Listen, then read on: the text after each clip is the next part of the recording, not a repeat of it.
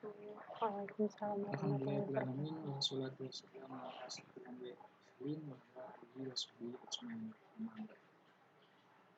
Yang terhormat pada Ibu Adelia Desi Rawestri, SPG Akun selaku pemateri pada karantina kedua Lomba Duta Ekonomi Syariah dengan materi public speaking.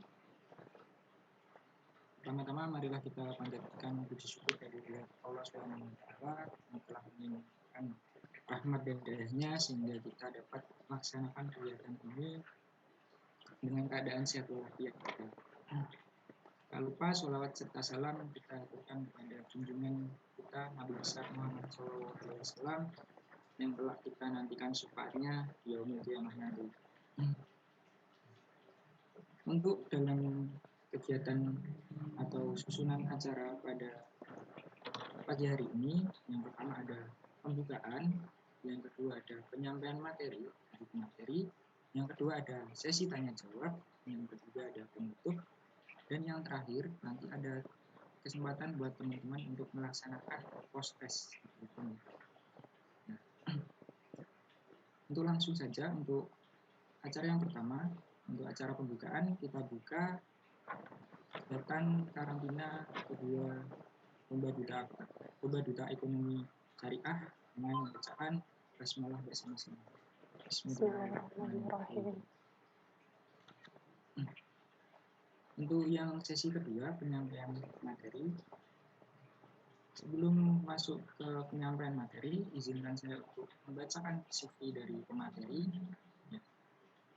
Beliau mempunyai pengalaman di menjadi Bakyu Kota Madiun 2010, Tourism Ambassador Winner. Yang kedua, pembawa baki bendera pusaka Paskibraka Kota Madiun 2009. Yang ketiga, Duta Tertib Lalu Lintas Kota Madiun 2009. Yang keempat, Putri Suzuki Kartini masa kini 2009. Dan yang terakhir adalah juara 3 Race on National Economic Education Debat Competition pada tahun 2012. Untuk pendidikan beliau pada tahun 2008 sampai 2011 beliau bersekolah di SMAN 1 Madiun. Untuk jenjang S1 beliau kuliah di Universitas 11 Maret pada tahun 2011 dan 2015 dengan grade point average 3,82. Dan untuk yang terakhir, edukasi beliau yang terakhir dari University of Jenderal Sudirman, Universitas Jenderal Sudirman, dengan jurusan Master of Accounting pada tahun 2015 dengan grade point average atau IPK 4,0. Untuk itu langsung saja kita sambut pembicara kita pada pagi hari ini atau materi kita pada hari ini, Bu Adelia Desi Rawestri, SPG Akun. Selamat pagi, Bu. Selamat pagi Mas Wahyu. Terima kasih sudah dibuka acaranya dan dibacakan sedikit CV-nya. Saya jadi malu, itu CV-nya udah lama. Terima kasih, Bu Adel. Oke. Assalamualaikum warahmatullahi wabarakatuh.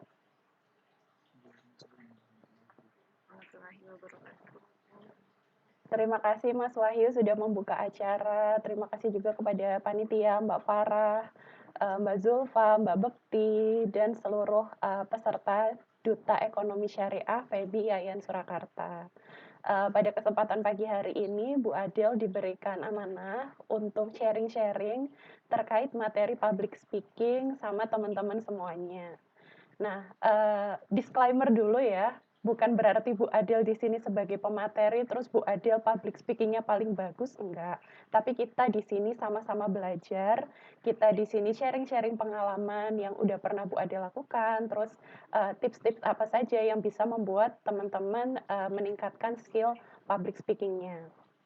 Nah, sebelum kita mulai ke materi, Bu Adel pengen tanya dulu. Di sini dari teman-teman Duta Ekonomi Syariah, ini ada 11 orang, ada nggak yang sudah pernah melakukan public speaking sebelumnya? Siapa yang mau sharing? pengalamannya? Bu Adil panggil satu-satu aja ya. Alia Intan Khairunisa ada?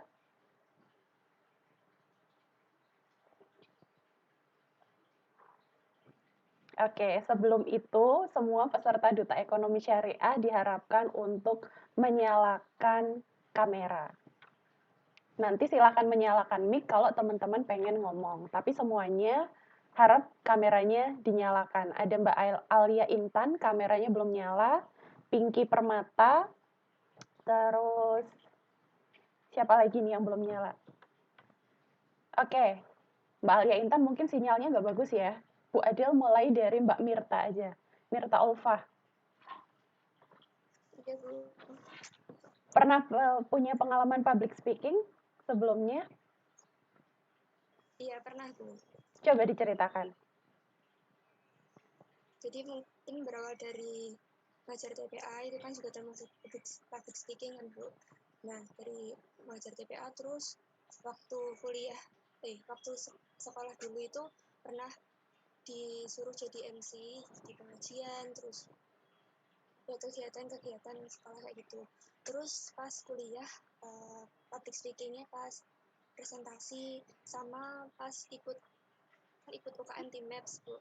Jadi sering disuruh jadi MC juga gitu. Oke, berarti Mbak Mirta pengalaman public speaking-nya lebih kepada MC. Bagus. Kalau Mas Ahmad Musodik?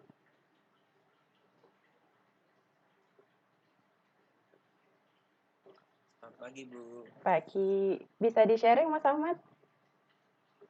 Kalau saya sendiri mungkin seperti Mbak Ulfa juga, Mbak Mirta Ulfa juga, saya mengajar TPA dari sejak SMK, mungkin pengalaman public speaking-nya seperti itu. Kemudian juga mendapatkan amanah untuk mengajar di SDIT, jadi juga termasuk public speaking untuk mengasah public speaking saya, termasuk mungkin khususnya berhadapan dengan anak-anak seperti itu, Bu. Oke. Calon bapak ya, ini berhadapan sama anak-anak udah biasa. Salah satu poin penting ini ibu-ibu untuk mencari calon suami ya. Kalau Mbak Nurul Fajrianti?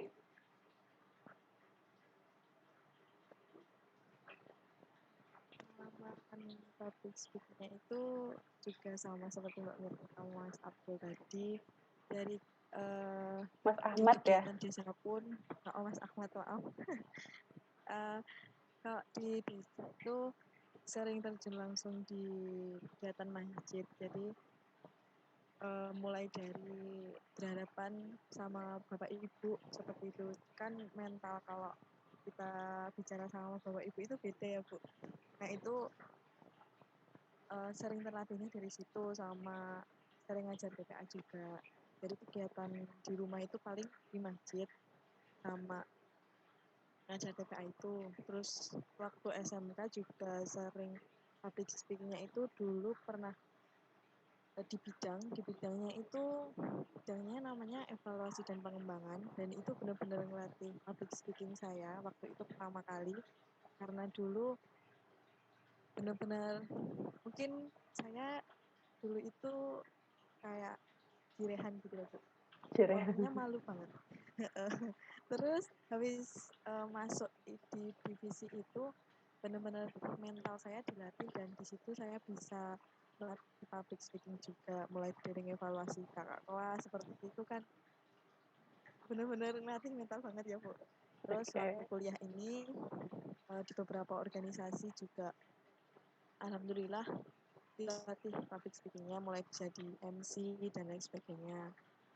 Terus kemarin juga di UKM Team Maps juga seperti Mbak Mirta, berlatih presentasi dan lain sebagainya seperti itu. Itu, Bu. Oke, berarti Mbak Nurul punya pengalaman public speaking dengan orang yang lebih tua. Nah, komunikasi seperti apa yang harus kita lakukan? Kalau Mas Ahmad tadi kan ke anak kecil, bahasanya harus seperti apa? Kan nggak bisa disamakan ini antara orang yang lebih tua sama orang yang lebih muda sama kita. Oke, kalau Mas Anto?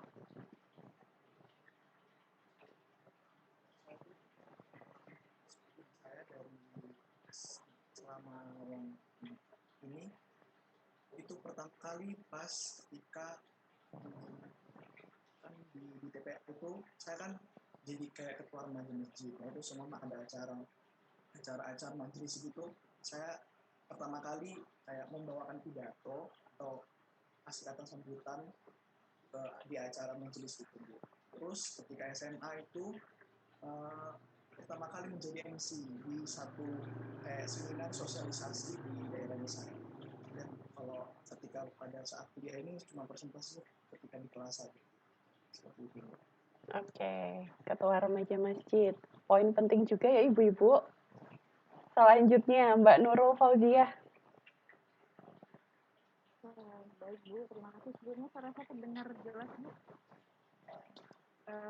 Pengalaman saya memulai public speaking itu sebenarnya sudah dari sekolah dasar. Waktu itu saya diajak untuk berpartisipasi dalam lomba pidato bahasa Indonesia. Kemudian berlanjut ke SMP, saya kembali diajak untuk lomba bercerita. Sampai ketika SMA, saya mulai berorganisasi Bu. Setelah public speaking saya mulai bekerja. Di SMA juga saya kembali mengasah public speaking saya di lomba debat bahasa Inggris, kemudian lomba bercerita. Nah, sampailah ke bangku kuliah sekarang, saya masih tetap aktif berorganisasi. Disitulah public speaking saya terus dilatih, dikembangkan, dan saya juga beberapa kali mengikuti ajang perlombaan yang berhubungan dengan public speaking. Gitu Bu. Oke, banyak ya pengalamannya Mbak Nurul. Good point. Kalau Mbak Novia Mayasari? Baik, kalau dari saya itu sama juga sama Mbak Mita tadi, sebagai guru TPA di desa gitu kan udah juga melatih public speaking. Kemudian di situ kan juga harus menjelaskan, jadi menjelaskan tentang pelajaran kan di TPA itu ada apa itu, setiap hari itu pasti beda, ada fikih, terus kemudian ada akhlak, kemudian dijelaskan seperti itu di TPA. Kemudian juga privat juga, jadi di privat ngaji itu juga banyak menjelaskan tentang pelajaran-pelajaran seperti itu. Kemudian pernah MC juga di salah satu organisasi, jadi di organisasi kecamatan gitu sering menjadi MC. Terus kemudian kalau waktu di SMA juga sering guru bahasa Indonesia itu sering mengajak kita diskusi, jadi kita kayak debat gitu, jadi per kelompok itu nanti ada dibagi ada beberapa kelompok, nah nanti debat tentang tema apa seperti itu ditentukan oleh guru Indonesia. Terus kemudian presentasi juga ketika presentasi di SMA. Kemudian kuliah ini sejauh ini belum, karena belum pernah offline juga, jadi kalau ikut organisasi juga belum terlalu banyak seperti itu. Oke, itu pengalaman dari Mbak Novia Mayasari. Kalau Mbak Alia Intan Khairunisa?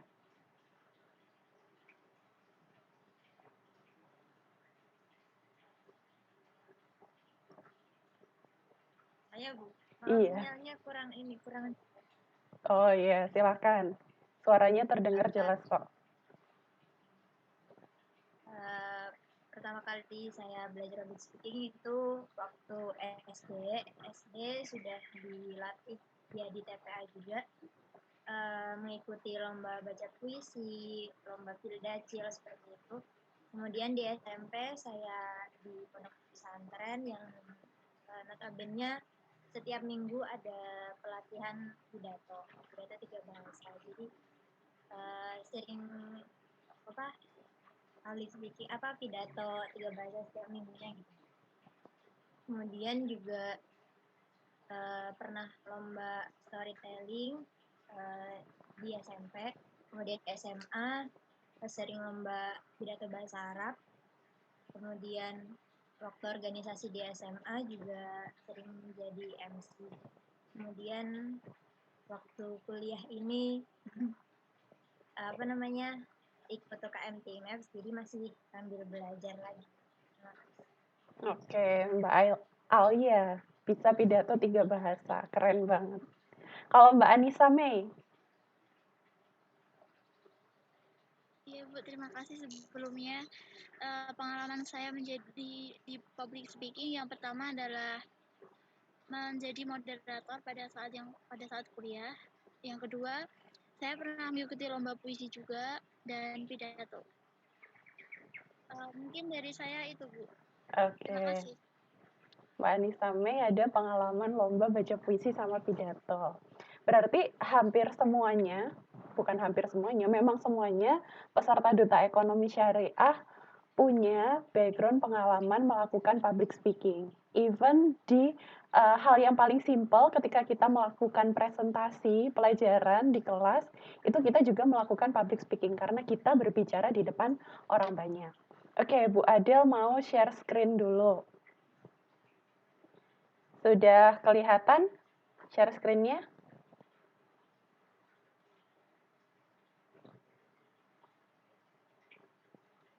Sudah, Bu. Sudah masuk ya? Sudah. Oke.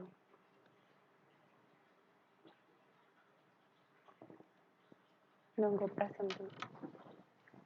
Nah, jadi hari ini Bu Adel pengen sharing-sharing terkait public speaking sama personal branding.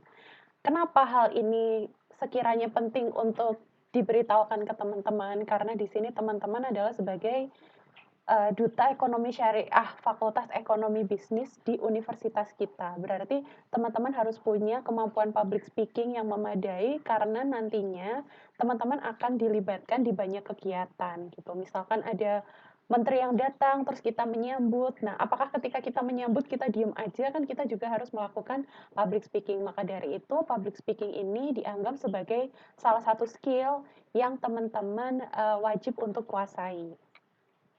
Nah, sebelum kita beranjak masuk ke materi, ada yang kenal ini siapa? Gambar di layar.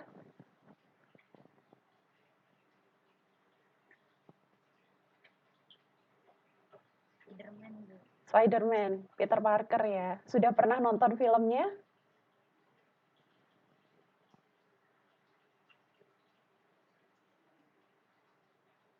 Halo, cek. Suara Bu Adel bisa terdengar? Sudah Bu. Oke. Nah, jadi dalam salah satu filmnya Spider-Man itu dia mengatakan with a great power comes a great responsibility. Kalau diartikan ke bahasa Indonesia artinya apa, Mbak Alia?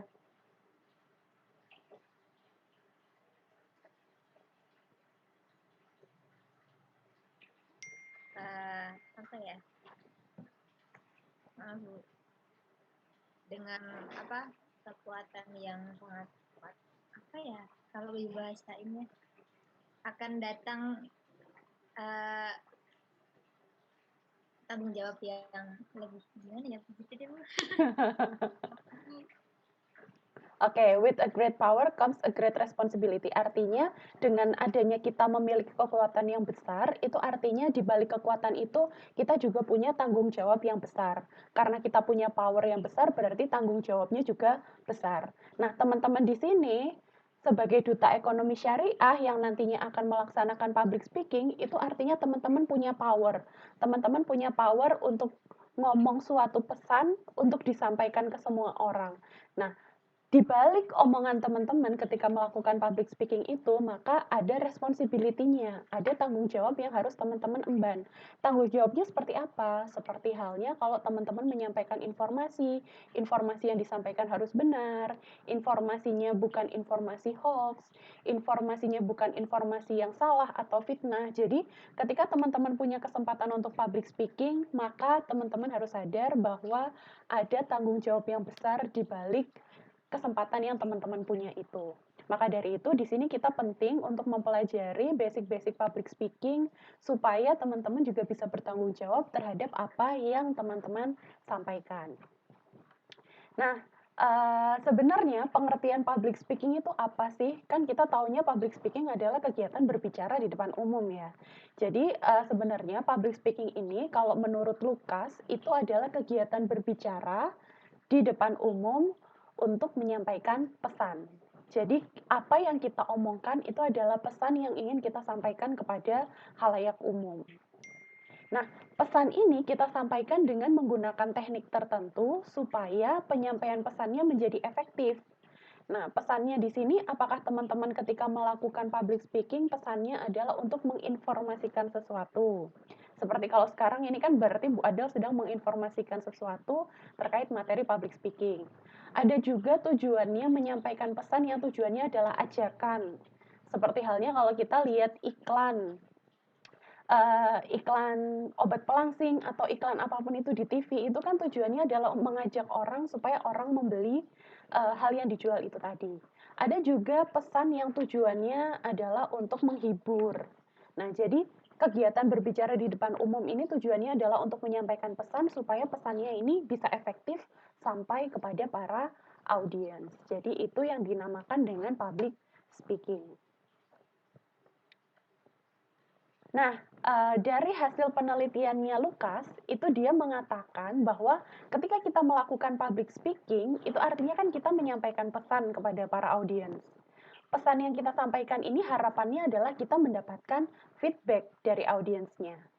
Nah, ternyata dari 100% pesan yang kita sampaikan, itu harapannya adalah diterima 100% juga oleh audiens. Tapi pada kenyataannya berdasarkan hasil penelitian Lukas, bukan 100% yang diterima audiens dari apa yang kita sampaikan, tapi audiens itu hanya bisa menerima maksimal 50% dari yang kita sampaikan. Seperti halnya sekarang Bu Adel berbicara ini 100%, mengungkapkan 100% informasi yang Bu Adel tahu, tapi mungkin nanti akan berbeda-beda tingkat penyerapan oleh masing-masing audiens. Jadi kalau menurut penelitiannya Lukas ini, audiens itu hanya bisa menerima maksimal 50%. Maka dari itu kita di sini belajar public speaking supaya kita bisa mengefektifkan tingkat penyerapan audiens terhadap informasi yang kita sampaikan. Biar kita bisa mencapai poin maksimal 50% itu. Nah, kenapa sih public speaking ini dianggap sebagai hal yang sangat penting? Itu yang pertama karena berdasarkan hasil survei bahwa yang sekarang ini ada itu bukan lagi jurusan itu bukan lagi dianggap sebagai hal yang utama dalam kita bekerja. Tapi dalam kita bekerja, hal yang utama yang dilihat oleh para petinggi perusahaan itu adalah think critically, berpikir kritis, dan juga communicate clearly, berkomunikasi dengan jelas. Jadi public speaking ini dianggap sebagai hasil di mana itu harus dikuasai oleh para kandidatnya. Jadi kita semua harus punya kemampuan untuk berpikir kritis dan juga berkomunikasi dengan baik. Lebih penting daripada major. Sehingga kalau teman-teman lihat sekarang ini, banyak orang yang lulusan arsitektur, banyak orang yang lulusan masak, tapi mereka bekerjanya itu tidak sesuai dengan bidangnya. Kenapa? Ya karena ini ada beberapa skill yang dianggap memang lebih penting daripada major jurusan.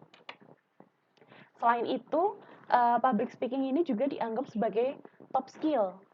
Itu kemampuan penting yang paling penting yang harus dikuasai adalah public speaking. Dimana kalau kita bisa menguasai public speaking, itu kan kita bisa menyampaikan ide-ide kita bisa berkomunikasi dengan efektif kepada orang lain. Coba kalau kita tidak memiliki kemampuan public speaking yang memadai, nanti meskipun kita pintar, IP kita bagus, tapi nanti kita akan kesulitan untuk berkomunikasi dengan orang. Sehingga public speaking ini penting untuk kita kuasai.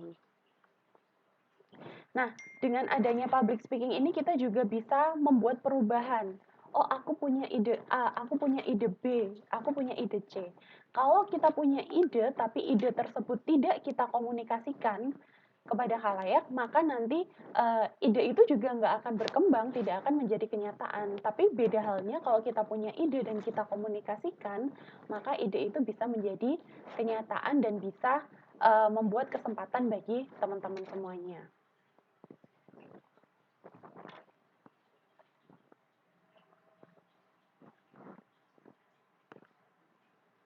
Nah, untuk belajar public speaking itu teman-teman tidak harus belajar langsung di depan orang banyak.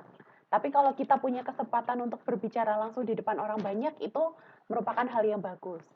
Nah, gimana cara kita melatih kemampuan public speaking kita adalah sesimpel dengan kita melakukan daily conversation atau percakapan sehari-hari. Nah, dari percakapan sehari-hari ini kita bisa lakukan kepada bapak, kepada ibu, kepada adik kakak, keluarga, bisa juga kepada teman-teman, kepada tetangga, kepada dosen. Nah, sama orang-orang yang ada di sekitar kita, kita bisa melatih kemampuan public speaking kita melalui daily conversation. Nah, jadi dari daily conversation ini kita akan belajar bagaimana menyusun buah pemikiran secara logis. Jadi kita nggak perlu berdiri di depan orang banyak untuk melatih ini, tapi bisa melalui daily conversation, kita bisa menyusun buah pemikiran secara logis. Oh, saya mau menyampaikan C, berarti runutannya adalah saya sampaikan dulu A, kemudian B, baru kita ke C. Jadi kita bisa belajar untuk menyusun buah pemikiran secara logis. Terus kita juga bisa menjahit pesan dengan mempertimbangkan audiens. Seperti tadi kalau dari Mas Ahmad, audiensnya adalah anak-anak. Terus dari Mbak siapa tadi, audiensnya adalah orang tua. Maka kita harus bisa menjahit pesan dengan mempertimbangkan audiensnya. Oh, kalau audiensnya anak-anak, berarti pesan seperti apa yang harus kita sampaikan? Oh, kalau audiensnya orang tua, bagaimana? Nah, biasanya kalau kita menyampaikan ke anak-anak ini menggunakan bahasa yang halus, bahasa yang sederhana, yang mudah dipahami oleh anak-anak sehingga mereka bisa tahu apa pesan yang ingin kita sampaikan.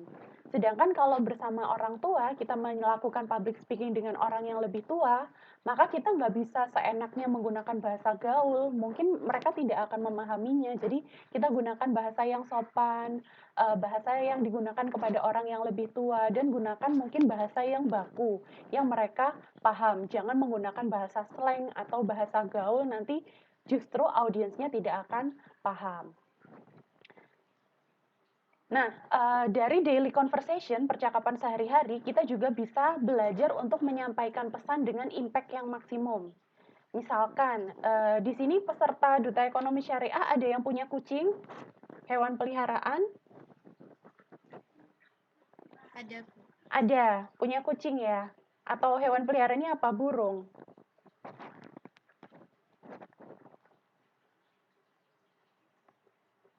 Oke, nah misalkan kalau teman-teman punya hewan peliharaan, terus hewan peliharaannya misal hilang.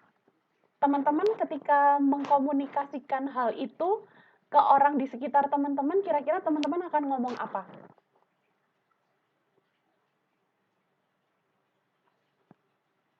Ketika hewan peliharaannya hilang. Informasi apa yang akan teman-teman sampaikan?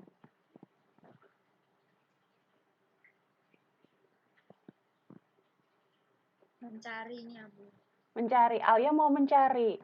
Terus sebelum mencari, komunikasikan dulu ke orang tua, Mah ya, kucingku hilang. Kayak gitu. Komunikasikannya dengan muka yang datar, muka yang senang, atau muka yang sedih? Sedih. Sedih. Coba ngomongnya gimana sambil muka sedih? Saya nggak punya hewan peliharaan sih, Bu. Jadi bukan apa. Bisa dicontohkan, coba. Mungkin lebih ke panik aja sih. Panik. Bu, kucingnya hilang gitu sih. Bu, kucingnya hilang gitu. Berarti wajahnya panik. Nggak ada di rumah gitu. Oke, gimana Novia? Kan mencari kucing kan nggak ada di rumah, biasanya ada di rumah gitu kan. Nggak ada, kalau sampai sore nggak pulang-pulang gitu.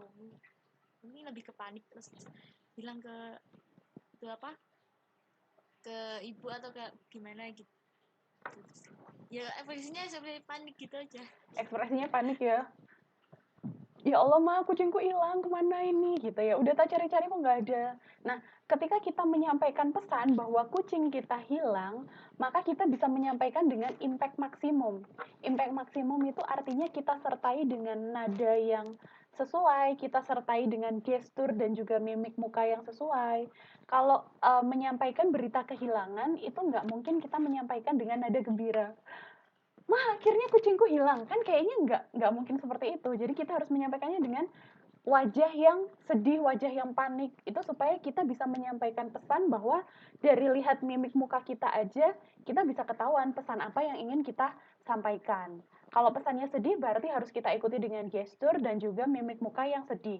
Nggak mungkin kita menyampaikan pesan sedih, tapi menyampaikannya dengan gestur dan mimik muka yang senang. Kan itu adalah hal yang saling bertolak belakang. Maka dari daily conversation ini kita bisa belajar bagaimana menyampaikan pesan dengan impact maksimum supaya diterima oleh si audiens dengan 100% juga. Nah, selanjutnya dari daily conversation kita juga bisa belajar untuk melatih adaptasi pendengar. Kan kita melakukan komunikasi, berarti ada speakernya, orang yang menyampaikan informasi, dan juga ada audiensnya, orang yang menjadi pendengarnya. Kira-kira kalau misalkan seperti sekarang ini kan kita bisa melakukan komunikasi secara virtual. Nah, kira-kira kalau melakukan komunikasi secara virtual, terus Bu Ade lihat kalian di kamera masing-masing, Bu Ade lagi menyampaikan materi, terus kalian menguap. Nah, itu kira-kira tandanya kalian interest dengan materi atau tidak interest? Tidak. Berarti kalau seperti itu merupakan suatu sinyal dari para audiens terhadap materi yang kita sampaikan. Nah, kalau audiensnya kira-kira sudah tidak interest dengan materi, maka langkah apa yang bisa kalian ambil supaya mereka kembali interest dengan materi? Kira-kira apa yang harus dilakukan oleh pembicara? Ice breaking. Ice breaking. Terus? Ice breaking bisa dilakukan untuk mengembalikan konsentrasi para audiens supaya mereka kembali lagi ke kita untuk memperhatikan materi yang kita sampaikan. Bisa juga dengan kita mengajukan pertanyaan-pertanyaan kepada para audiens supaya mereka itu perhatiannya kembali lagi sama kita. Jadi daily conversation kita bisa melatih adaptasi pendengar. Terus kalau misalkan kalian sedang curhat sama temen, nah ketika curhat terus kalian menyampaikan bahwa sini aku mau curhat gitu. Terus teman kalian gerakannya adalah mendekat ke kalian. Itu kira-kira teman kalian tertarik dengan curhatan kalian atau tidak tertarik? Tertarik. Berarti dari gerakan tubuh teman kalian yang mencondongkan badannya ke kalian, artinya kita bisa tahu bahwa oh mereka tertarik dengan topik bahasan yang akan saya sampaikan. Tapi kalau misalkan teman kalian ngobrol sudah lama, terus mereka udah ngantuk, menguap, nah itu artinya mereka sudah tidak tertarik dengan pokok bahasan itu. Jadi bisa jadi kita bisa memecahkan masalah-masalah yang muncul dari feedback yang diberikan oleh para audiens. Oh, kalau audiensnya begini berarti saya harus gimana? Oh, kalau audiensnya begini, apa yang harus saya lakukan? Itu bisa kita latih dari daily conversation. Tapi selain dari daily conversation, kalau untuk menyusun buah pemikiran secara logis, hal yang bisa kita lakukan dalam kita belajar adalah kita bisa sering-sering membaca, entah itu membaca buku, membaca koran, dengan bahasa-bahasa yang baku, itu bisa melatih kita untuk bagaimana kita menyusun kata atau sebuah kalimat supaya dia itu bisa disampaikan secara utuh. Nah, itu adalah cara-cara untuk melatih public speaking secara gampang, bisa kita mulai dari daily conversation, percakapan sehari-hari dengan siapapun. Nah, selanjutnya ini yang penting, bagaimana cara melakukan public speaking. Jadi, cara melakukan public speaking yang pertama yang harus kita punya adalah confidence. Confidence bahasa Indonesianya apa? Percaya diri. Siapa di sini yang merasa kalau berbicara di depan umum kadang masih kurang percaya diri? Atau, oh saya sudah percaya diri sih, Bu. Kadang masih kurang percaya diri, Bu. Kadang kurang percaya diri. Kenapa kira-kira kurang percaya dirinya? Kadang kalau audiensnya itu sibuk dengan urusannya masing-masing gitu, sibuk sendiri, jadi kita kayak kurang percaya diri apa kurang menarik ya apa gimana gitu. Oke. Kalau dari Mbak Nurul tadi ketakutannya adalah takut audiensnya tidak memperhatikan, sibuk dengan urusannya masing-masing. Apakah materinya yang disampaikan kurang bagus sehingga audiensnya tidak memperhatikan atau gimana? Kalau yang lainnya, ada yang punya ketakutan, kenapa sih saya nggak percaya diri ketika berbicara di depan umum?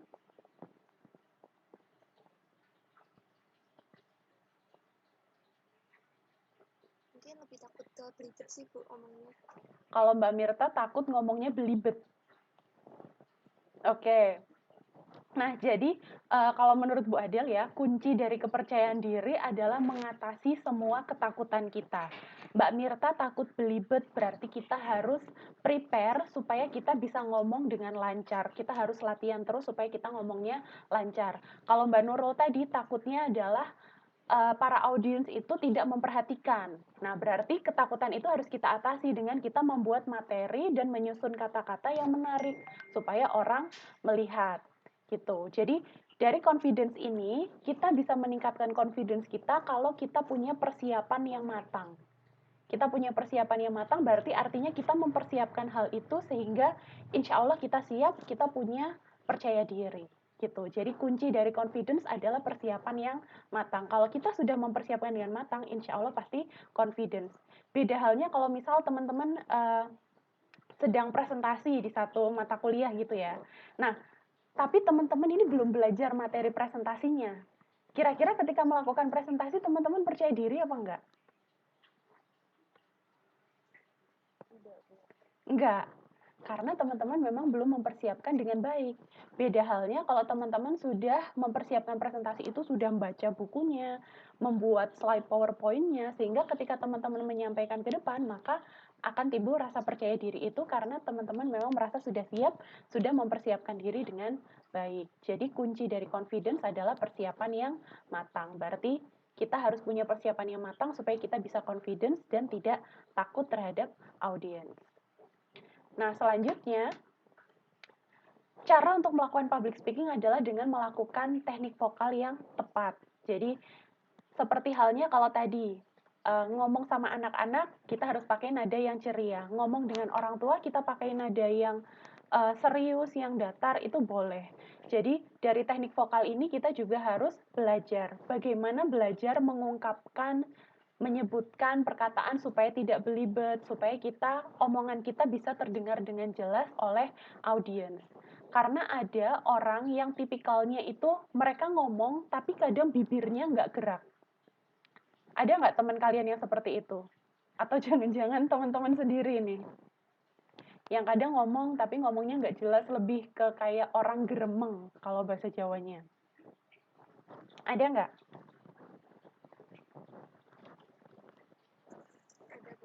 Ada.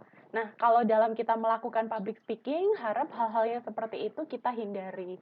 Jadi kita dalam melakukan public speaking, pronunciation, apa yang kita ucapkan itu harus jelas. Kita bilang A, bibirnya juga harus bilang A. Kita bilang B, juga bibirnya juga harus jelas B. Kita bilang C juga harus jelas C. Jangan sampai apa yang kita sampaikan itu audiens nggak bisa dengar itu tadi dia ngomong apa gitu. Jangan sampai seperti itu. Jadi apa yang kita ucapkan harus bisa jelas supaya apa pesan yang kita sampaikan bisa diterima oleh audiens. Nah, dalam teknik vokal ini, terutama untuk MC, tadi kan ada beberapa yang sudah punya pengalaman untuk MC ya. Ini ada beberapa nada yang bisa kita gunakan.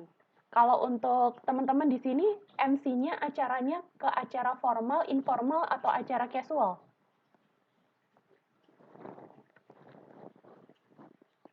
Tadi yang punya pengalaman MC siapa? Alia sama saya. Namanya nggak muncul. Oh, Mirta. Oke, acaranya formal, semi formal, atau casual? Formal sama informal. Formal sama informal. Nah, ada sebenarnya beberapa nada yang bisa kita gunakan dalam kita nge-MC. Nada itu disesuaikan sama acaranya. Kalau misalkan kita sedang ada di acara formal, misal upacara, peringatan Hari 17 Agustus. Maka yang bisa kita lakukan dalam nada teknik vokal ini adalah nada do dan juga nada re. Itu adalah nada yang biasanya diperbolehkan. Jadi nadanya adalah do dan re. Kepada yang terhormat Rektor UIN Raden Mas Said Surakarta, disilahkan. Nah, itu nada do dan re di mana nadanya cenderung agak tegas dan juga datar gitu. Karena dia itu untuk acara yang formal. Sedangkan kalau untuk acara yang semi formal, misalkan acara sambutan MC untuk sambutan di acara pembukaan kayak seminar kayak gini, itu kan acara semi formal. Kita bisa gunakan nada do, nada re, dan juga nada mi. Kepada yang terhormat, Rektor UIN Raden Mas Said Surakarta, disilahkan. Itu nada yang semi formal. Sedangkan kalau misalkan teman-teman nge-MC untuk acara yang casual, yang isinya anak-anak muda, maka nada yang diperbolehkan itu dari do, re, mi, fa, sol, la, si, sampai do lagi. Jadi semua nada diperbolehkan karena acaranya adalah acara yang informal. Nah, itu kita bisa gunakan nada kayak kita ngomong sehari-hari yang nadanya lebih ke ceria. Kepada yang kami hormati, Bapak Rektor UIN Raden Mas Said Surakarta, disilahkan. Jadi, ada berbagai tipe nada yang berbeda yang kita sesuaikan dengan nada kita sesuai dengan acaranya. Apakah acaranya acara formal, acara semi formal, atau acara informal, tiganya punya nada yang berbeda. Apalagi kalau nanti teman-teman di sini udah jadi duta ekonomi syariah, maka teman-teman mungkin akan banyak dilibatkan ke acara-acara fakultas. Mungkin salah satunya akan diminta untuk meng-MC juga, jadi teman-teman harap untuk bisa berlatih public speaking-nya. Dan di teknik vokal ini, supaya teman-teman bisa untuk menyampaikan informasi dengan jelas, maka biasanya kita menggunakan suara yang ceria. Suara yang ceria itu akan muncul ketika kita berbicara sambil tersenyum. Kalau orang berbicara sambil marah, nadanya marah, atau orang berbicara sambil tersenyum, pasti suara yang dikeluarkan juga akan berbeda.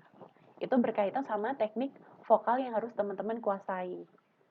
Terus dalam kita melakukan public speaking, kita juga harus memperhatikan ekspresi wajah, facial expression, dan juga gestur tubuh kita. Jadi kita dalam melakukan public speaking, misal ketika kita memegang mic.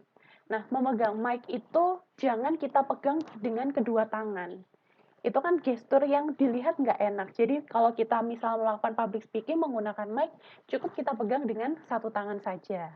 Itu dan satu tangan lainnya bisa bergerak bebas untuk menunjang apa yang kita sampaikan. Jangan dipegang mic-nya oleh kedua tangan, cukup dipegang dengan satu tangan saja.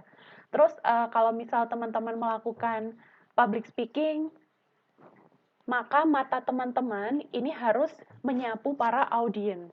Jadi dari gestur dan ekspresinya juga harus menyapa para audiens supaya audiens ini merasa dilihat, merasa keberadaannya nih ada dan dianggap sama teman-teman. Jadi kalau teman-teman sedang melakukan public speaking, pandangan matanya silahkan menyapu ke para audiens. Jangan memandang ke atas, jangan memandang ke bawah, atau kalau teman-teman presentasi, jangan lihat slide terus-terusan. Itu gestur yang tidak baik dalam public speaking, kurang baik. Jadi gestur yang baik adalah dengan teman-teman menyapu pandangan kepada para audiens. Nah, Bu, pertanyaannya gimana nih? Sekarang kan kita sedang melakukan PPKM, kita tidak diperbolehkan mengadakan acara secara langsung. Bagaimana cara kita untuk melihat audiens? Maka cara kita untuk menyapu pandangan kita kepada audiens adalah dengan melihat kamera.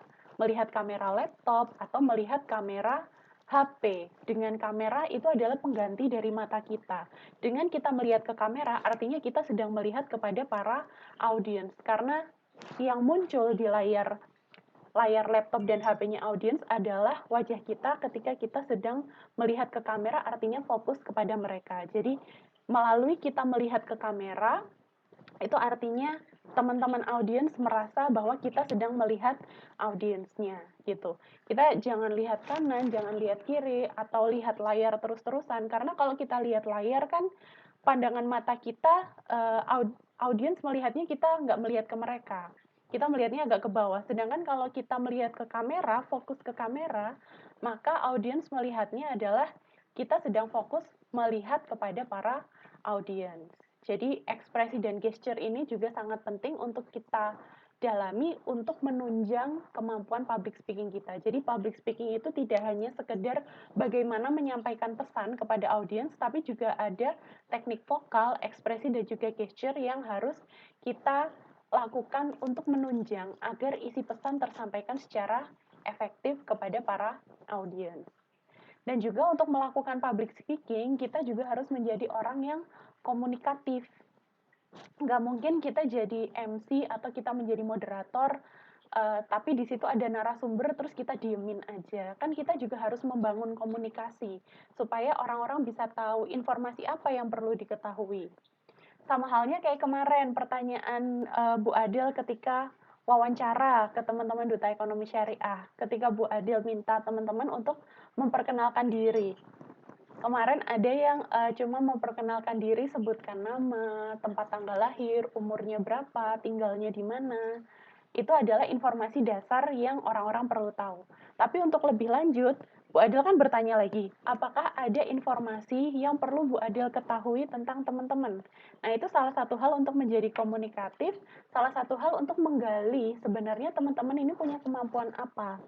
Nah, kemarin ada beberapa yang menjawab, oh saya aktif di organisasi ini, Bu.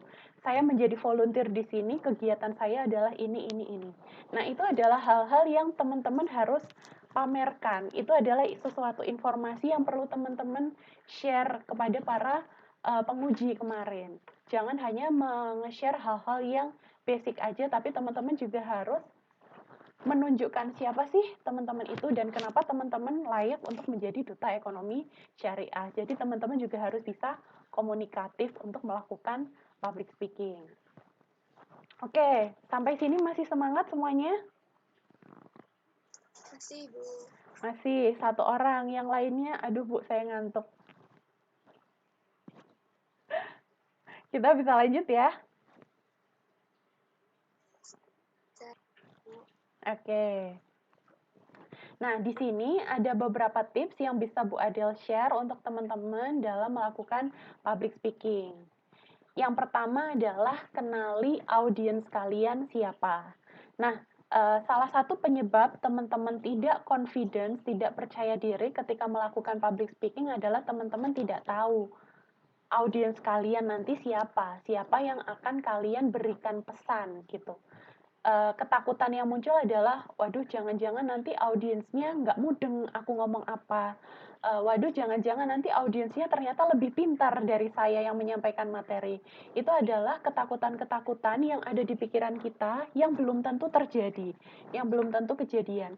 Maka untuk kita bisa mempersiapkan public speaking kita dengan baik adalah salah satunya yang harus kita lakukan adalah mengenali siapakah audiens kita. Siapakah yang akan menjadi pendengar dalam public speaking kita. Oh, public speaking saya nanti pendengarnya adalah teman-teman yang seumuran. Nah, kalau seperti itu berarti kita bisa lebih enjoy dalam menyampaikan materi karena bisa kita sampaikan dengan bahasa kita sehari-hari. Kita menggunakan bahasa gaul, mungkin mereka juga akan paham. Oh, audiens saya adalah orang-orang yang sudah umurnya lebih tua, orang-orang yang sudah istilahnya sepuh. Maka dari itu kita juga harus menggunakan bahasa yang sopan. Oh, mereka biasanya bahasa sehari-hari menggunakan bahasa Jawa krama. Nah, kita juga bisa menggunakan bahasa itu sebagai bahasa ketika kita melakukan public speaking. Jadi, kenali audiens kalian dengan baik, maka insya Allah materi public speaking kalian juga akan tersampaikan dan diterima dengan baik juga. Tips selanjutnya untuk public speaking adalah kalau teman-teman melakukan public speaking kan biasanya kita melakukan persiapan. Persiapan adalah salah satunya dengan menuliskan materi-materi yang akan kita sampaikan. Tapi dalam menuliskan materi, teman-teman jangan menuliskannya secara lengkap gitu. Kita, oh nanti pertama kita harus baca kalimat ini, setelah itu kalimat ini gitu.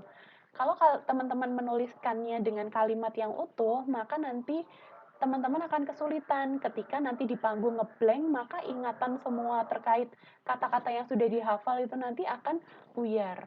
Tapi dalam melakukan public speaking, ada iklan lewat guys, mohon maaf ya, kedengaran nggak?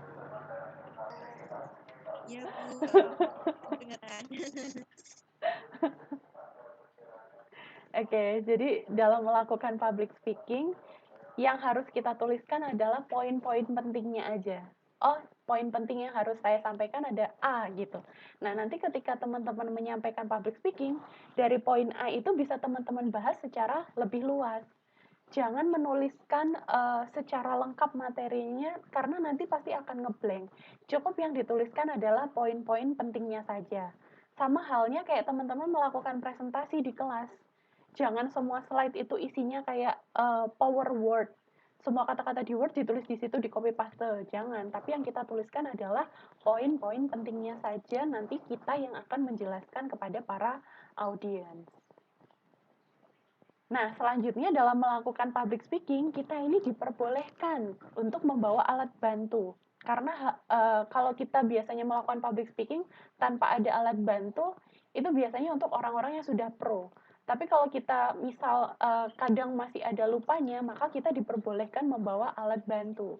Salah satu bentuk alat bantu dalam melakukan public speaking adalah dengan adanya slide seperti ini. Dengan adanya slide berarti materi yang akan kita sampaikan itu akan tertata sesuai dengan urutan. Insya Allah tidak akan ada yang kelupaan.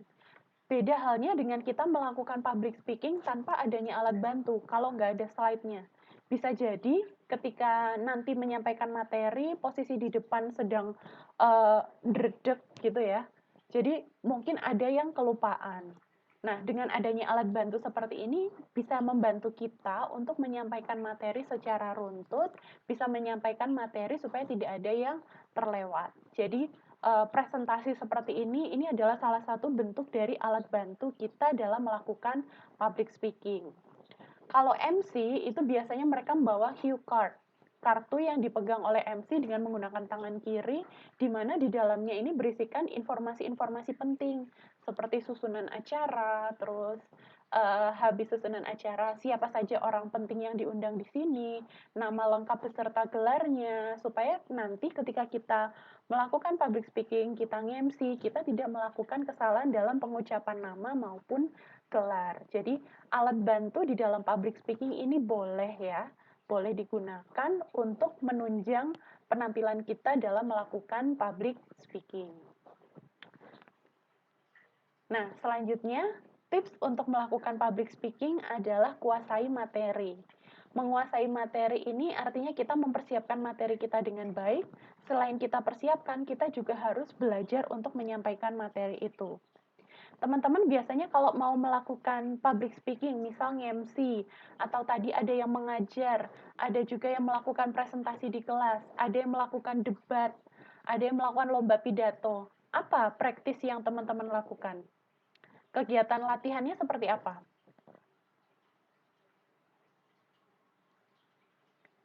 Saya nggak latihan, Bu. Saya udah langsung bisa. Biasanya latihan di depan kaca. Oke, ada yang latihan di depan kaca. Yang lainnya, ada yang latihan di depan orang tuanya?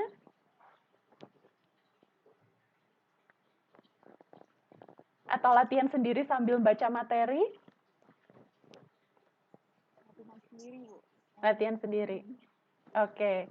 Jadi segala bentuk latihan, entah mau latihan di depan kaca atau mau latihan sendiri, latihan di depan orang tua, itu adalah salah satu bentuk dari latihan dan itu diperbolehkan. Even kalau teman-teman saat lagi longgar, lagi nyetir motor, nyetir mobil, terus teman-teman sambil latihan ngomong, itu juga diperbolehkan. Jadi daripada nganggur, kita coba latihan untuk mengasah skill public speaking kita. Dan sebenarnya latihan yang paling efektif itu adalah latihan di depan kaca secara berulang-ulang. Karena dengan latihan di depan kaca, kita itu bisa tahu facial expression, ekspresi muka kita seperti apa, gestur kita seperti apa. Jadi kita bisa ngelihat, oh wajahku harus ketika menyampaikan berita gembira, wajahnya harus seperti apa. Oh, ketika menyampaikan berita yang serius, wajahnya harus gimana, gerakan tangannya, gerakan kakinya. Oh, sepertinya kalau di kaca nih, saya terlalu banyak gerak-gerak. Oh, gerakan tangan saya terlalu banyak, sehingga malah ribet dilihat orang. Itu bisa kita ketahui dari kaca. Tapi selain itu, untuk teman-teman supaya bisa mengevaluasi hasil latihan dari public speaking-nya teman-teman bisa dilakukan dengan ketika teman-teman sedang berlatih di depan kaca, itu silahkan teman-teman videokan. Jadi divideokan, terus setelah nanti selesai akan teman-teman bisa lihat hasilnya. Ketika sudah teman-teman latihan, teman-teman bisa lihat hasilnya dari video itu tadi, baru kita bisa menyimpulkan, oh kayaknya nih saya gerakannya terlalu banyak. Oh sepertinya saya kurang eksplor di gerakannya yang ini. Jadi dari video itu kita bisa mengevaluasi kelebihan dan kekurangan dari public speaking kita, apa yang bisa kita tambahkan supaya public speakingnya jadi lebih baik. Jadi kita harus praktek terus-menerus dan jangan lupa dari praktek itu selalu kita lakukan evaluasi terhadap kekurangan dan kelebihan yang kita punya. Nah, selanjutnya tips untuk public speaking adalah dengan avoid plagiarism dan ethnocentrism. Jadi, kita dilarang untuk memplagiasi karya orang. Dalam melakukan public speaking kan tadi seperti dikatakan di awal ya, with a great power comes a great responsibility. Ada responsibility yang harus kita emban, ada tanggung jawab yang berat yang harus kita emban ketika kita melakukan public speaking. Maka apa hal yang kita sampaikan itu jangan sampai memplagiat dari hasil karya orang. Apa yang kita sampaikan itu harus kita sampaikan, oh kalau misalkan materi ini asalnya dari bukunya Lukas, maka harus kita sebutkan, ini materi berdasarkan bukunya si Lukas, atau dari penelitian si A, penelitian si B, itu harus kita sebutkan dalam kita melakukan public speaking, supaya kita tidak memplagiat hasil karya orang lain. Dan juga dalam melakukan public speaking, kita jangan melakukan etnosentrisme. Atau, ada yang tahu nggak sih etnosentrisme apa?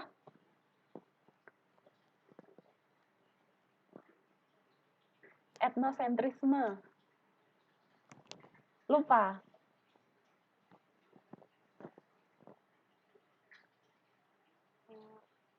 Itu ya Bu, yang berdasarkan apa tuh kebudayaan gitu bukan Bu? Berdasarkan kebudayaan, oke. Ada yang mau melengkapi jawaban Nurul? Yang cowok-cowok mana suaranya ini? Mas Anto sama Mas Ahmad? Masih ada di sini? Masih Bu. Masih.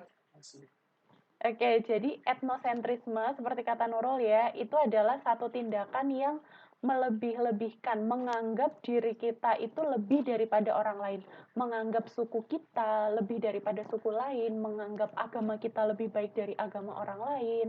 Nah, itu adalah tindakan etnosentrisme, merasa lebih daripada orang lain. Itu jangan kita gunakan dalam public speaking. Misalkan kita di sini membangga-banggakan suku Jawa sebagai suku terbaik. Sedangkan audiens kalian mungkin ada yang berasal dari Jawa, ada yang berasal dari luar Jawa. Otomatis orang yang berasal dari luar Jawa tadi akan merasa tersinggung ketika kalian membangga-banggakan suatu suku atau melakukan etnosentrisme. Maka dalam melakukan public speaking, kita harap hindari untuk melakukan etnosentrisme karena itu bisa melukai perasaan orang lain. Karena ada tanggung jawab yang harus kita emban dalam kita menyampaikan pesan itu tadi. Nah, itu adalah tips-tips untuk melakukan public speaking supaya teman-teman bisa menyampaikan pesan dengan efektif. Nah, selanjutnya, ada yang kenal ini siapa? Tahu Bu. Siapa? Tahu.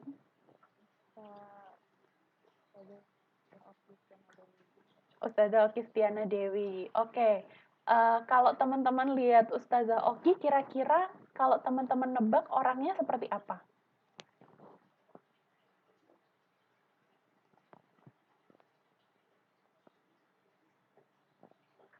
Lemah lembut, kalem, pintar, Rapi. apa? Rapi Bu. Pintar, rapi, terus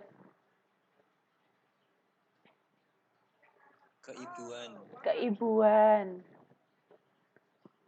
Apalagi?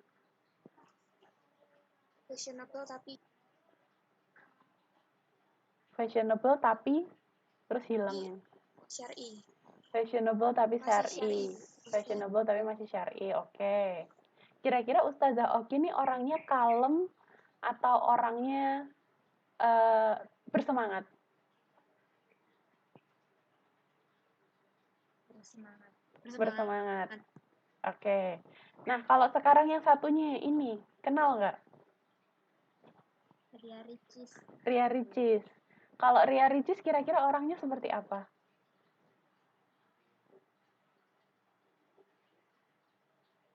Ceria. Ceria.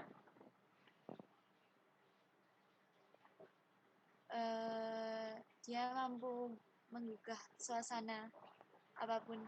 Dia mampu menggugah suasana. Oke. Kira-kira Ustazah Oki sama Ria Ricis ini punya sifat yang sama apa berbeda?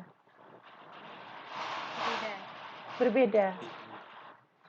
Kalau mungkin bisa dibilang tuh agak kebalikan gitu ya. Ustazah Oki orangnya yang kalem, Ria Ricis orangnya yang super energik gitu. Nah, kita bisa, teman-teman tadi bisa mendeskripsikan Ustazah Oki orangnya rapi, orangnya modis, fashionable, keibuan. Ria Ricis orangnya bersemangat, bisa menggugah suasana. Itu teman-teman bisa tahu dari mana?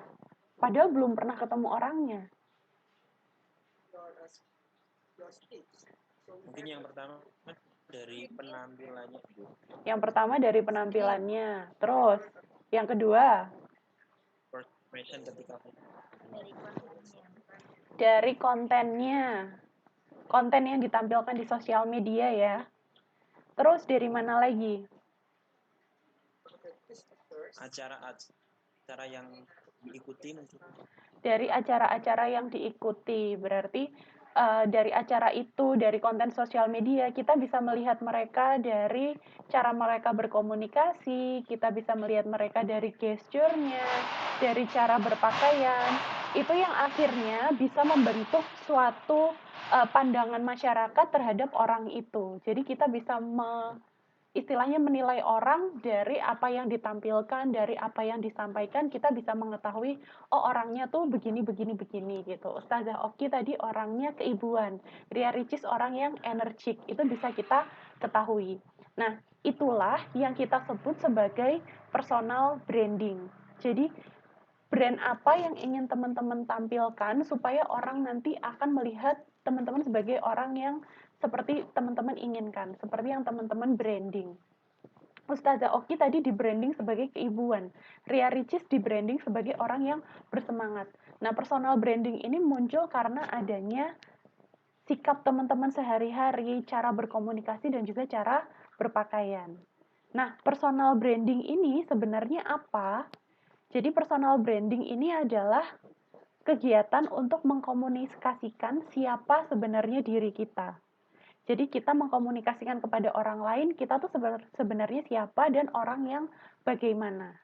Nah, tujuan dari personal branding ini adalah untuk mendapatkan peluang yang diinginkan. Seperti halnya sekarang ini, Bu Adel. Bu Adel, kegiatan mengkomunikasikan siapa diri Bu Adel dilakukan melalui bagaimana Bu Adel sehari-hari berpenampilan, bersikap, berbicara, sehingga Bu Adel akan mendapatkan peluang yang diinginkan, menjadi juri untuk teman-teman Duta Ekonomi Syariah, menjadi pemateri di materi public speaking. Nah, ini bisa kita dapatkan, peluang ini bisa kita dapatkan kalau kita membranding diri kita sesuai dengan apa yang kita inginkan. Jadi kita harus melakukan personal branding terhadap diri kita supaya kita bisa mendapatkan peluang nanti di masa depan apa yang kita inginkan bisa tercapai. Itu yang disebut sebagai personal branding.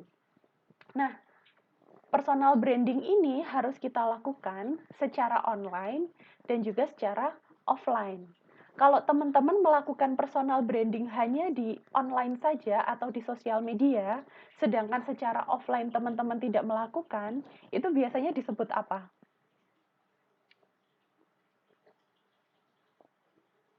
Mbak Mirta? Pencitraan. Pencitraan. Nah, jadi kalau teman-teman melakukan personal branding hanya di sosial media, tapi di kehidupan sehari-hari tidak melakukan, maka orang-orang akan menganggap itu sebagai pencitraan saja. Karena aslinya berbeda dengan yang ditampilkan di sosial media. Tapi kalau misalkan teman-teman melakukan personal branding secara online dan juga secara offline, itu akan disebut pencitraan juga apa enggak?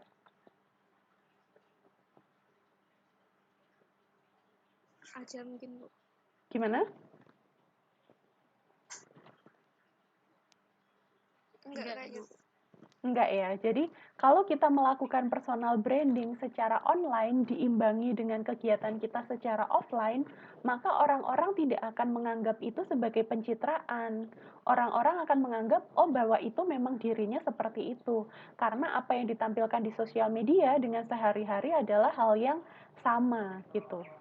Nah, supaya kita tidak dianggap sebagai pencitraan, maka personal branding ini harus kita munculkan melalui perkataan kita, melalui perbuatan, dan juga melalui penampilan.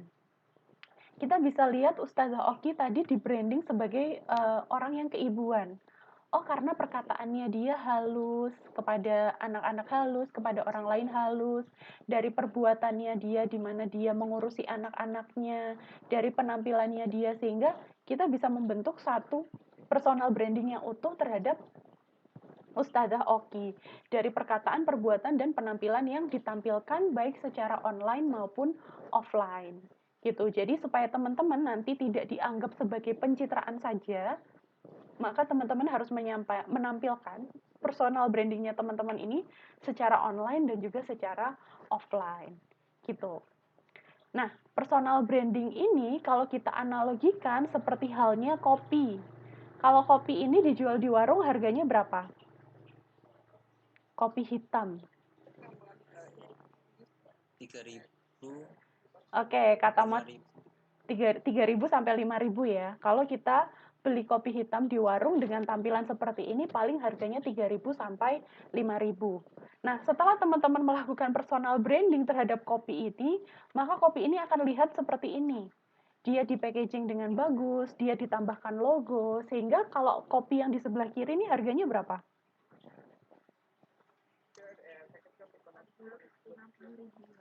50 ribuan atau 10 kali lipat lebih tinggi daripada harga kopi yang di kanan tadi yang cuma 5.000. Nah, ini adalah analogi personal brandingnya teman-teman. Kalau teman-teman tidak melakukan personal branding, mungkin akan terlihat seperti kopi yang di kanan. Tapi setelah teman-teman melakukan personal branding, baik secara online maupun offline, maka teman-teman bisa terlihat seperti kopi yang di kiri, supaya kita bisa mencapai tujuan atau peluang yang akan kita harapkan di kemudian hari. Gitu. Jadi di sini teman-teman sudah menjadi peserta Duta Ekonomi Syariah, silahkan melakukan personal branding. Bagaimana seharusnya seorang duta terlihat? Oh, saya ini Duta Ekonomi Syariah, berarti saya tidak boleh berkata kasar, saya tidak boleh berpenampilan urakan, dalam berkata-kata saya juga harus sopan. Silahkan dimunculkan melalui kegiatan teman-teman sehari-hari dari online maupun offline, supaya apa yang melekat sama diri teman-teman itu memang sesuai gitu. Jadi jangan sampai karena teman-teman di sini sudah dicap sebagai Duta Ekonomi Syariah, jangan sampai membawa citra buruk bagi Duta Ekonomi Syariahnya Febi. Jangan sampai seperti itu, sehingga silahkan melakukan personal branding secara online dan offline. Karena nanti pada akhirnya teman-teman itu adalah you are your brand. Jadi teman-teman adalah brand dari diri teman-teman sendiri. Teman-teman pengen dilihat seperti apa? Pengen dilihat sebagai orang yang menyenangkan, atau pengen dilihat sebagai orang yang powerful, cheerful, sebagai orang yang keibuan, sebagai orang yang ceria, sebagai orang yang kebapaan, sayang dengan anak-anak, itu bisa teman-teman tampilkan sehari-hari. Karena itu diri kalian sendiri itu yang mencerminkan brand dari kalian.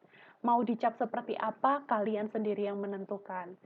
Terlebih kalau sudah jadi Duta Ekonomi Syariah, silahkan untuk membranding diri sendiri supaya cocok dengan gelar yang sudah disandang. Jadi silahkan teman-teman melakukan personal branding baik secara online dan juga offline. Seperti itu. Oke, cukup sekian materi dari Bu Adel terkait personal branding. Bu Adel kembalikan lagi ke MC-nya, Mas Wahyu tadi. Terima kasih Bu Adel atas pemaparannya. Kita beri aplaus kepada Bu Adel. Aplaus juga buat teman-teman di sini. Jadi public speaking bukan hanya sekedar kita bisa ngomong belibet, tapi ada tips juga yang diberikan kepada Wadi, dan itu pribadi buat saya itu materi yang sangat penting buat saya buat kedepannya seperti itu. Nah, untuk sesi selanjutnya ada sesi tanya jawab. Mungkin teman-teman yang sekiranya punya pertanyaan yang selama materi tadi udah dipikirkan atau ada unek-unek dari teman-teman atau pengalaman teman-teman yang sekiranya bisa ditanyakan ke pemateri, bisa langsung ditanyakan, boleh langsung on mikrofon atau bisa chat di kolom komentar, nanti saya baca. Oke teman-teman. Saya bertanya.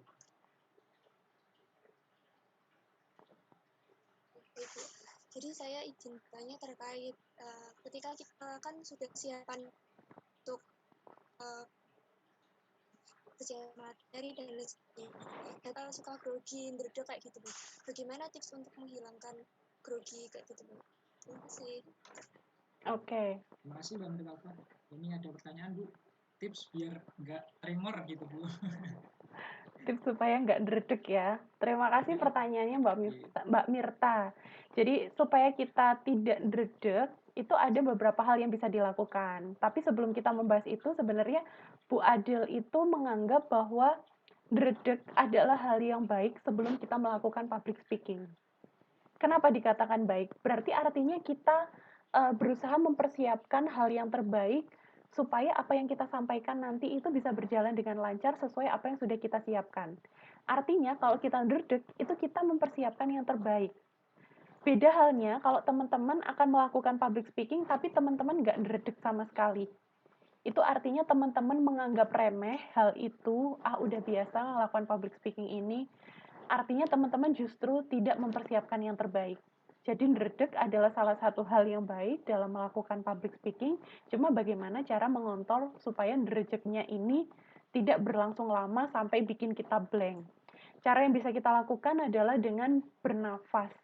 Ya, bernafas ya, terdengar simple, tapi ini bisa mengurangi ndredeg. Jadi caranya gimana? Tarik nafas yang panjang, kita tahan, terus kita hembuskan. Lakukan itu beberapa kali nanti sampai detak jantung kita menjadi lebih normal. Itu bisa kita lakukan dengan bernafas. Tapi kalau misalkan teman-teman dalam bernafas itu masih ndredeg juga, hal yang bisa dilakukan adalah dengan mengambil 1 gelas air, terus teman-teman minum. Bismillahirrahmanirrahim. Dengan minum, itu bisa mengurangi tingkat ndredegnya teman-teman. Tapi ingat, karena kita mau tampil dalam public speaking, minumnya juga jangan kebanyakan. Nanti malah kebelet pipis, bingung lagi. Jadi, yang bisa kita lakukan, karena ndredeg itu adalah istilahnya muncul secara fisik, yang bisa kita lakukan adalah dengan menguranginya secara fisik juga. Dengan yang pertama, atur nafasnya, dan yang kedua, silahkan kalau masih ndredeg, teman-teman bisa minum. Gitu. Ndredeg adalah hal yang wajar, semua orang pernah merasa ndredeg. Bagaimana cara kita mengontrolnya aja supaya ndredeg itu nggak bikin kita blank, nggak bikin kita gugup di depan panggung. Gitu Mbak Mirta. Baik, Bu. Terima kasih, Bu. Oke. Ada lagi yang mau kita sharing-sharingkan? Iya, Mas Wahyu. Monggo teman-teman. Mbak Nurul. Mau sharing pengalaman dari cara buat personal branding dari bentuk ada personal branding literasi.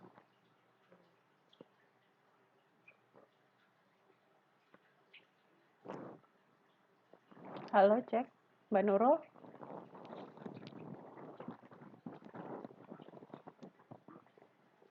Mau sharing pengalaman dari personal branding Bu Adel itu bagaimana? Kan pengalaman Bu Adel kan banyak sekali ya. Nah itu personal brandingnya bagaimana untuk Bu Adel?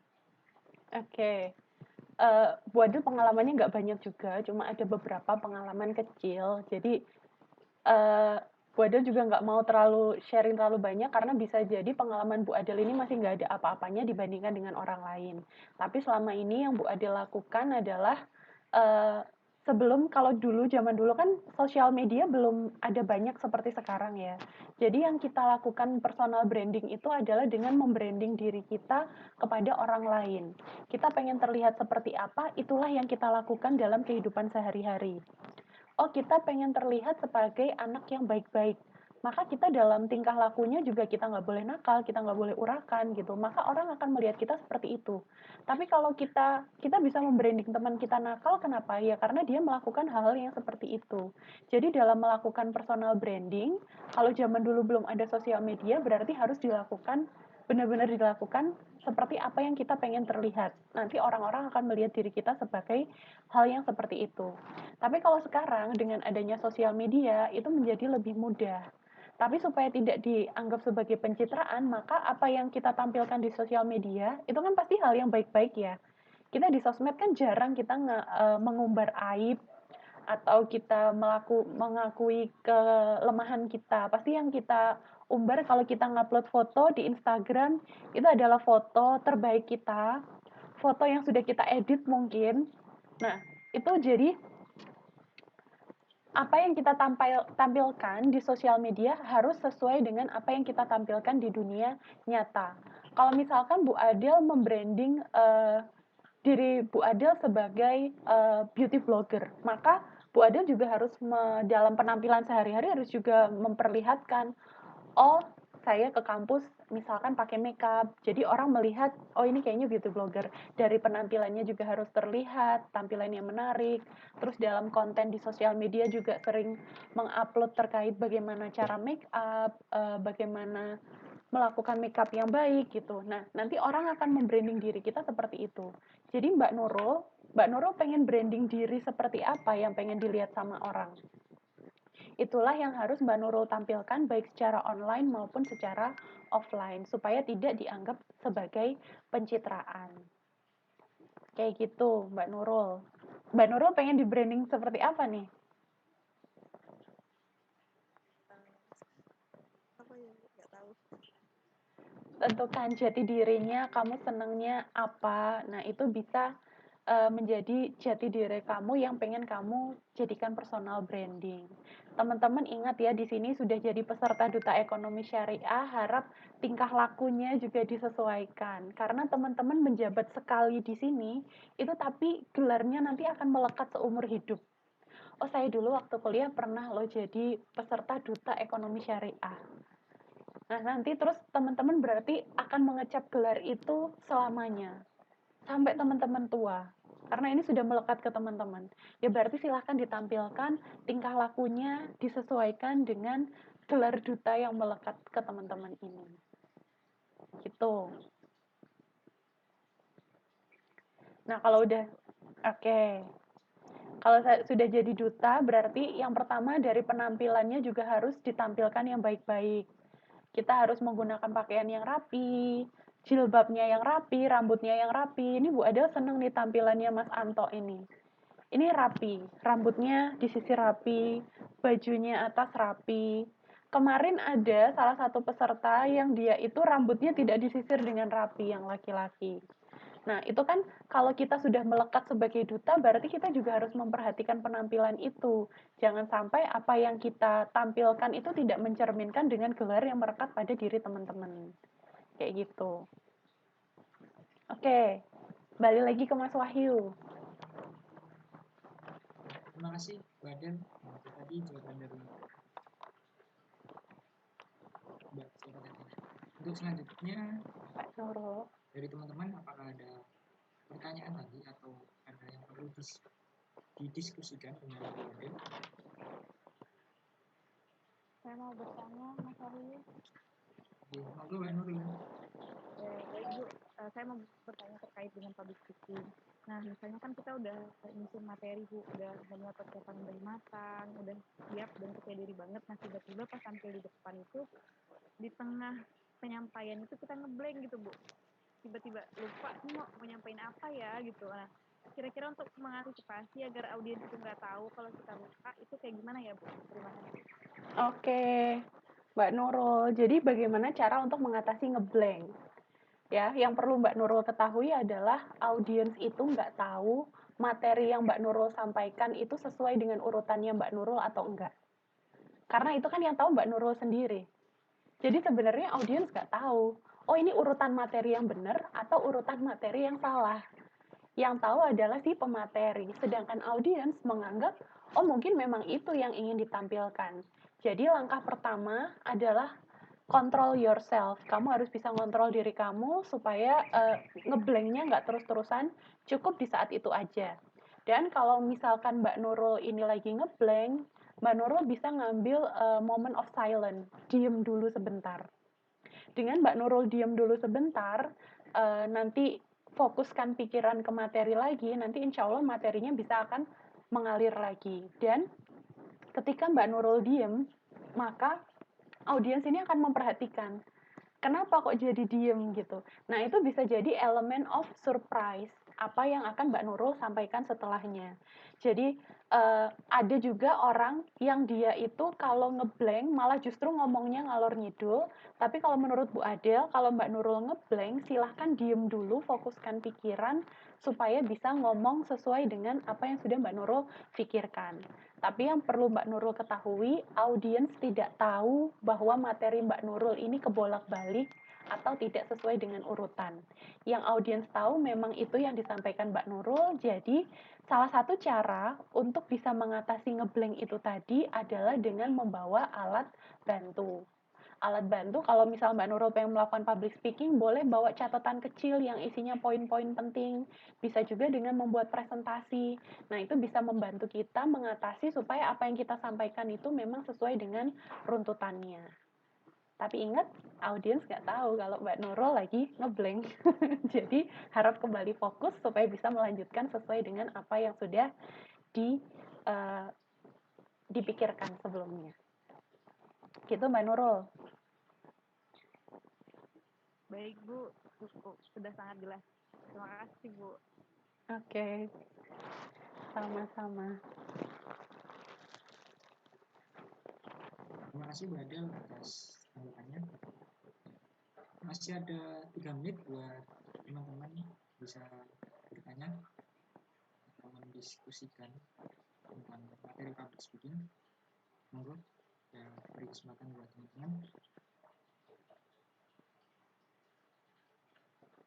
Oh iya, sambil nunggu yang bertanya ya, Bu Adel mau menyampaikan sedikit informasi bahwa setelah materi ini nanti akan ada post-test yang disampaikan oleh panitia.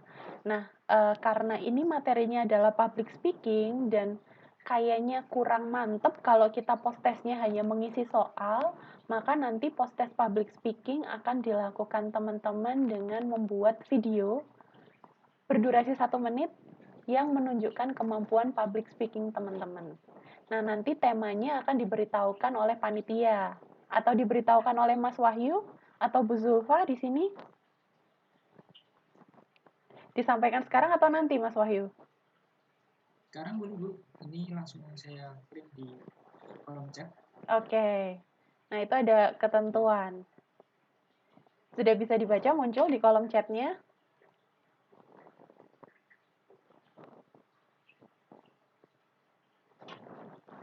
Jadi nanti teman-teman diminta untuk bikin video durasinya 1 menit aja, bisa diupload di Instagram, kan Instagram 1 menit tuh pas. Alasan kenapa teman-teman harus terpilih jadi duta ekonomi syariah, atau alasan kenapa Feby harus memilih teman-teman supaya teman-teman bisa kepilih jadi duta ekonomi syariah. Kenapa teman-teman layak? Silahkan istilahnya kayak mengiklankan diri teman-teman, kenapa saya harus terpilih, kenapa saya layak terpilih, dikomunikasikan dalam bentuk video yang durasinya 1 menit, nanti bisa diupload di IG masing-masing dengan hashtag yang sudah ada di kolom chat itu. Deadline-nya hari ini sampai jam 1 siang, jadi silakan teman-teman kira-kira bikin skripnya dulu nih. Dalam waktu 1 menit saya harus ngomong apa? Informasi apa yang harus orang-orang tahu yang bisa meyakinkan orang-orang supaya saya bisa terpilih jadi duta ekonomi syariah. gitu. Itu kan adalah salah satu sarana supaya teman-teman bisa mengiklankan diri supaya orang tahu, oh sebenarnya saya tuh orangnya begini-begini, saya bisa ini, prestasi saya ini, itu bisa disebutkan. Buat videonya dengan semenarik mungkin. Karena gini ya teman-teman, dalam teman-teman membuat video atau konten, itu 5 detik pertama itu adalah waktu yang sangat penting. Iklannya lewat lagi guys. Maaf ya. Nah, jadi 5 detik pertama dalam video teman-teman itu adalah waktu yang sangat penting untuk menarik atensi para viewers.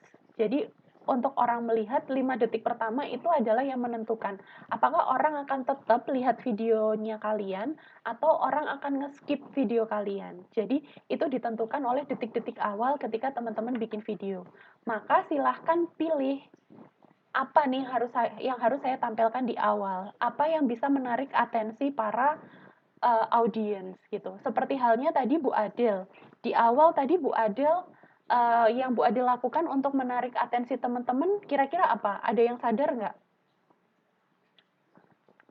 Yang Bu Adel lakukan di awal untuk menarik atensi teman-teman. Bertanya. Apa ayo?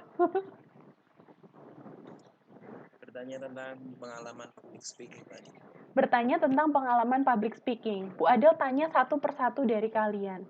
Nah, artinya Bu Adel sudah dapat atensi dari kalian masing-masing. Oh, habis ini giliranku, aku mau ngomong apa ya? Itu kan berarti kalian pay attention terhadap hal itu. Kemudian dilanjutkan lagi dengan pertanyaan, dengan satu gambar tadi. Itu juga bisa menarik atensi teman-teman.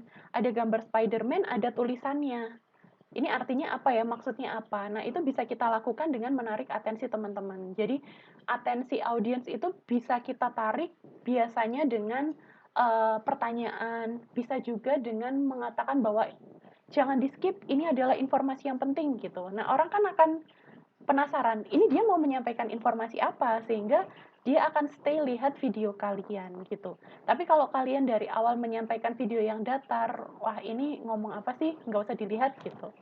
Jadi 5 detik awal itu adalah detik-detik yang berharga untuk membuat audiens tetap ada di situ dan melihat video yang dari teman-teman, apa yang pengen teman-teman sampaikan. Gitu. 1 menit cukup ya, atau kurang lama?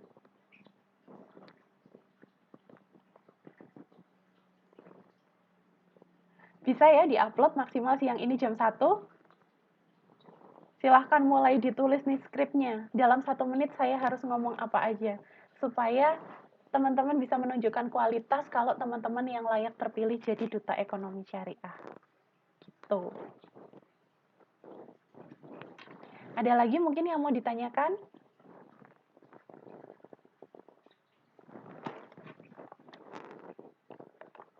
Harus di Instagram ya, Bu? Mbak Alia nggak punya Instagram? Apa gimana? Ada. Bu. Oh, nanti bisa ditanyakan ke panitia ya, kalau misalkan nggak nyaman ngupload di Instagram atau gimana. Bu Farah, Mas Wahyu gimana ini? Bu Zulfa?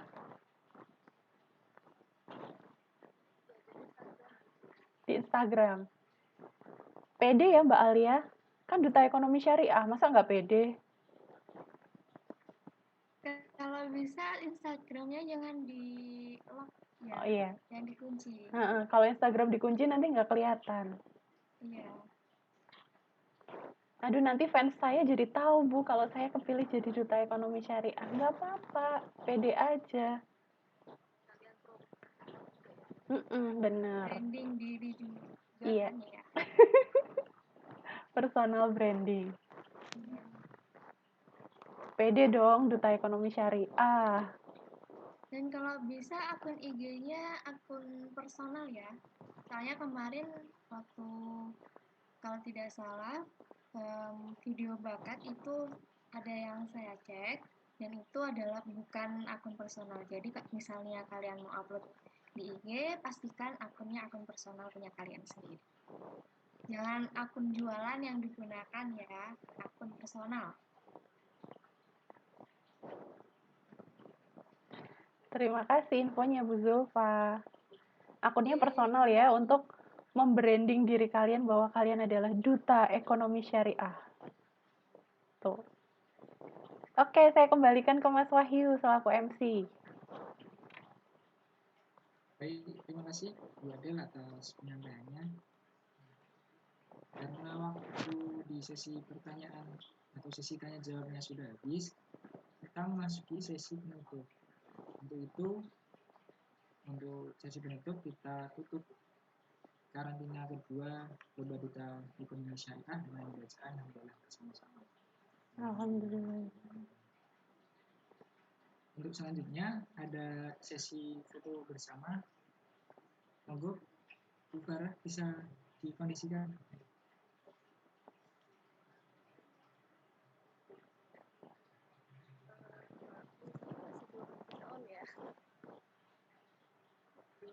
Mbak Nurmila Hayati sama Mbak Rati itu panitia.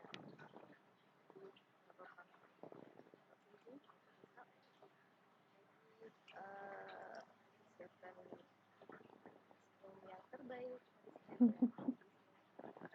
2, 3. Oke, tahan dulu. Oke. Boleh selain gaya KTP. Oke, gimana? Mau pakai jalur gimana nih? Oke, ada saran nih. Terus apa? Mas Ahmad maksudnya mau pakai gaya apa? Oke, kita oke. 1, 2, 3.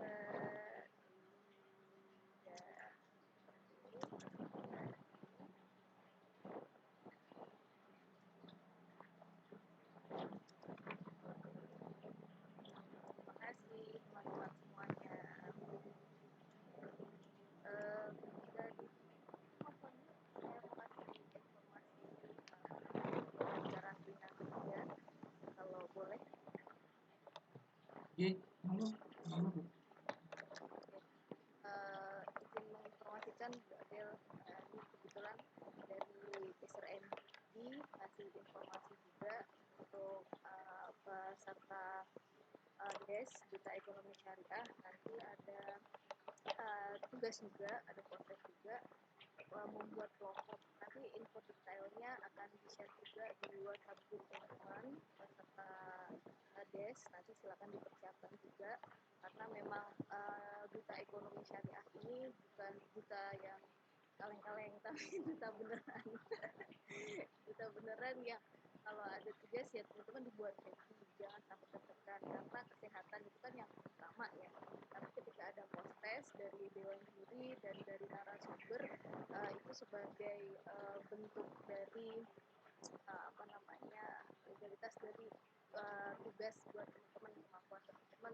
Selain kemarin sudah kita tes tulis, terus interview, terus ini karantina, dan nanti sampai ke handle, jadi biar berkualitasnya kualitas nomor uno ya, nomor yang bagus gitu.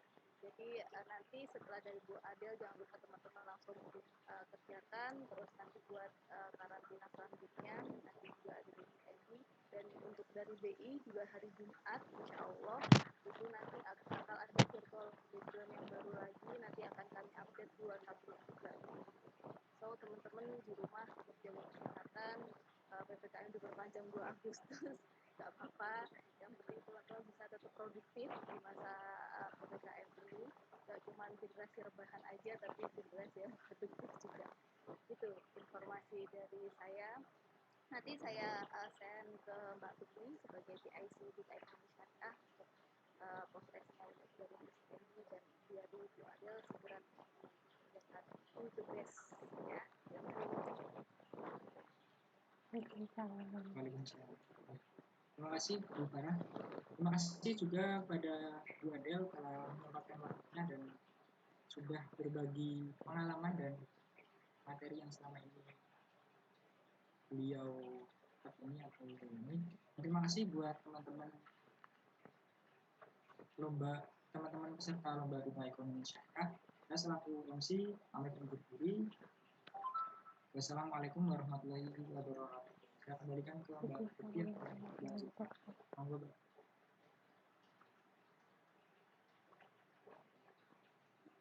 Terima kasih Mas Wahyu sudah bersedia untuk memandu acara acara pelatihan Duta Ekonomi Syariah hari ini.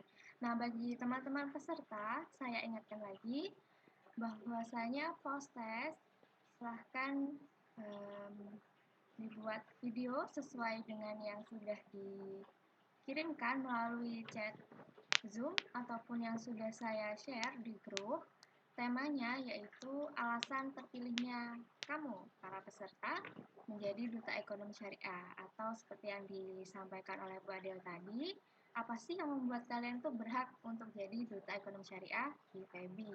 Kemudian durasi video selama 1 menit diupload di IG masing-masing. Jangan lupa IG-nya akun personal ya, dan jangan lupa untuk dibuka lognya atau kuncinya dibuka kalau yang belum dibuka. Kemudian tambahkan juga hashtag di videonya, yaitu FebiWin RMS Surakarta Rapsima 2021, kemudian SDM unggul dan prestasi dan pelatihan DES.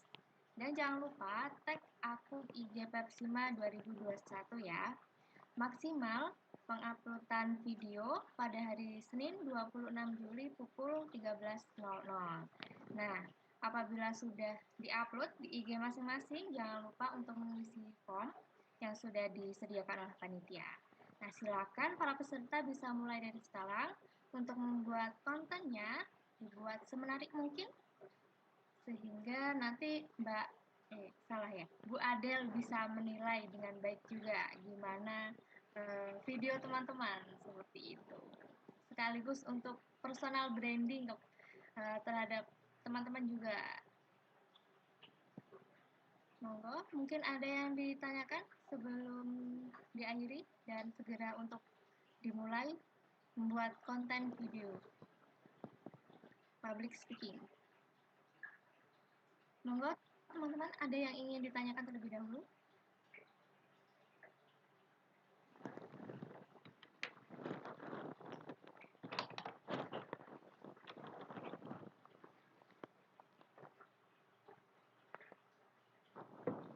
Insya Allah semua sudah jelas ya.